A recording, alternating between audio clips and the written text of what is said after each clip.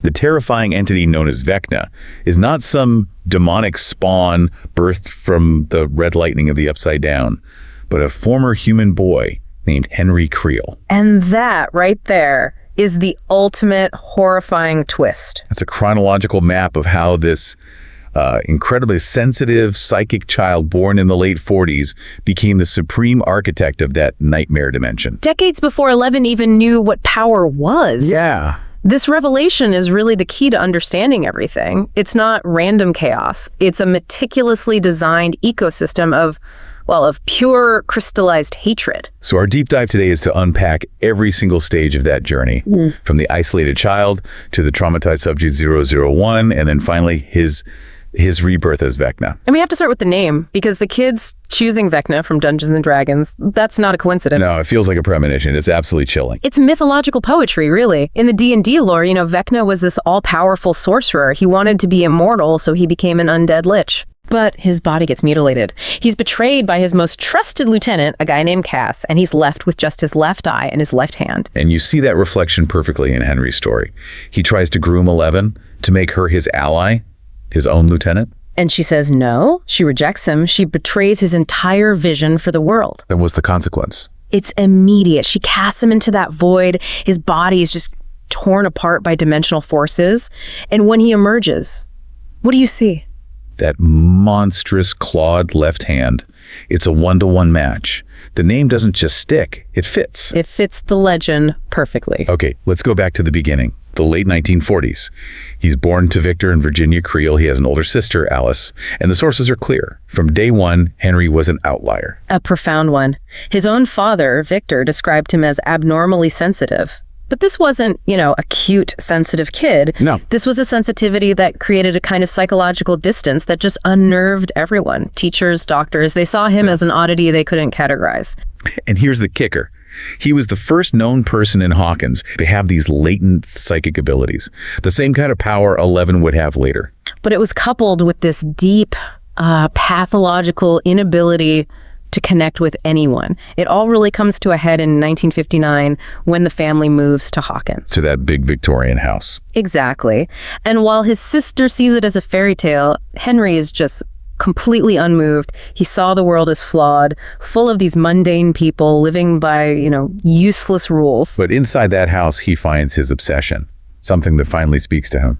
A nest of black widow spiders. He was captivated. To him, they weren't pests. They were misunderstood predators. Essential. Maintaining a ruthless, but to him, a pure natural order. Right. They prey on the weak, survival of the fittest. This becomes his entire worldview.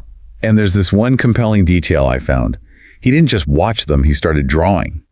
He drew this huge, spider-like, predatory monster. Which is, it's literally the blueprint for the Mind Flayer. A piece of childhood art becomes the design for this cosmic evil. It's a direct line from his earliest contempt to his final form. It shows the Upside Down wasn't a random creation. It was based on the one thing he felt truly understood him.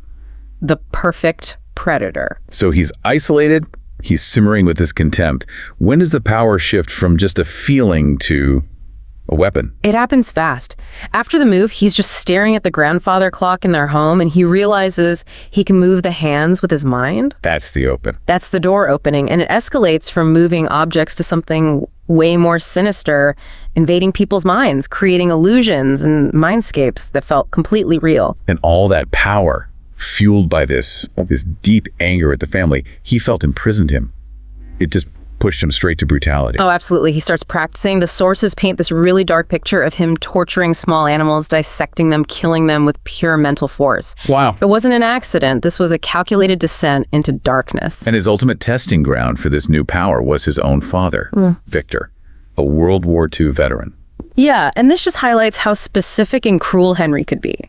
He didn't just give him nightmares. He forced Victor to endlessly relive his most traumatic war memory. Ordering a shelling on a civilian house. And then watching a baby burn alive in its crib.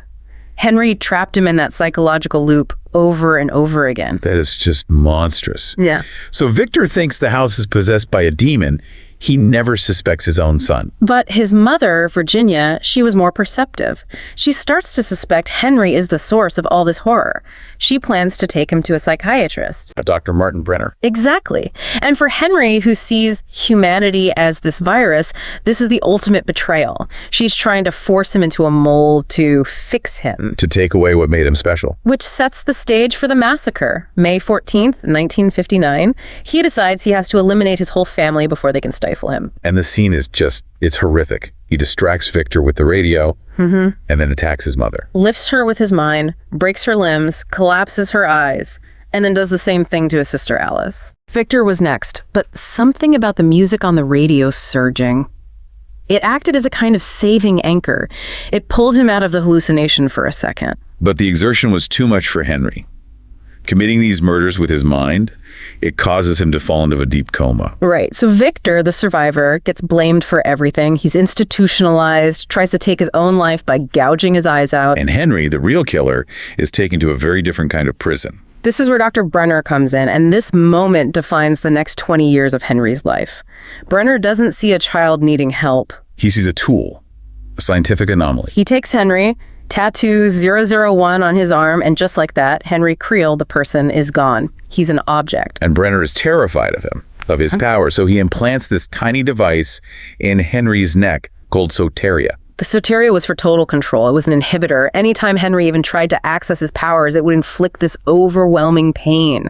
So for 20 years, he was a prisoner in his own body. Tortured, psychologically, physically. Constantly reminded that the very thing that made him powerful was now his cage.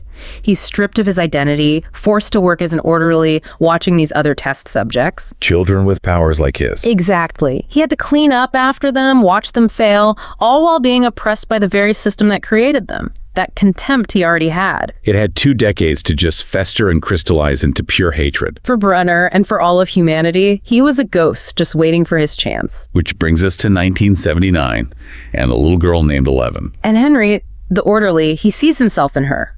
Bullied, used. He immediately starts manipulating her, but he never reveals he's 001. You know, he's just the kind orderly, the only person who understands her. He mentors her. He tells her, don't repress your anger, your sadness, use it, harness it. He was conditioning her to be his ally. And his escape plan was just meticulous. Well, May 8th, 1979. He makes up this whole story that the other test subjects are going to kill her, that Brenner won't stop them. And he tells her the chip in his neck, the soteria, is just a tracker. He convinces her she needs to use her power to remove it so they can both escape. And she trusts him. She feels this connection to him, so she does it. The moment that chip is gone, 20 years of repressed power and crystallized hatred just explode. The Rainbow Room Massacre. Pure, unfiltered revenge. He kills everyone. Guards, staff, every single test subject. And then he finally shows 11 the 001 tattoo on his arm.